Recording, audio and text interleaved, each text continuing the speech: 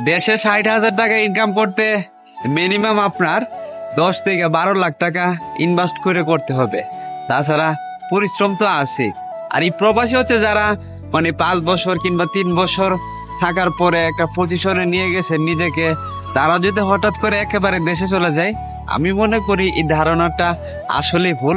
আমি প্রথমে হচ্ছে এই ডিসিশনটা নিয়েছিলাম আর কি একেবারে চলে যাব, কিন্তু চিন্তা করে দেখলাম দেশে গিয়ে যদি মানে এত টাকা ইনভেস্ট করে একটা ব্যবসা দিই তারপরে ভালো কিছু না হয়, তাহলে কিন্তু আমার জন্য অনেক রিস্ক হয়ে যাবে। তাই হচ্ছে মানে দেশে হচ্ছে 3-4 মাসের জন্য যাওয়ার পরে যদি আমি একটু ট্রাই করে দেখি যে নিজেকে ওইখানে মানায় কিছু করতে পারবো কিনা, যদি দেখি না ভালো কিছু তাহলে এনাফ আমি দেশে থেকে যাব।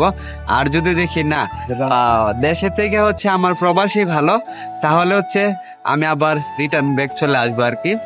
তো আশা করি হচ্ছে সবাই একটু বিবেচনা করে একেবারে দেশে যাবেন।